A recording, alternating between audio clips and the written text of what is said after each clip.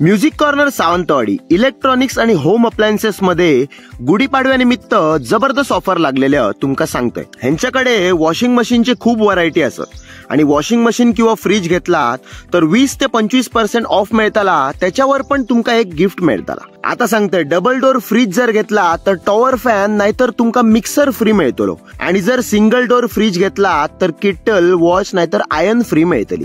32 इंची LED TV फक्त 7,990 ला मिळतली। 43 इंची एलईडी टीव्ही तुमका 14,990 ला मिळून जातली।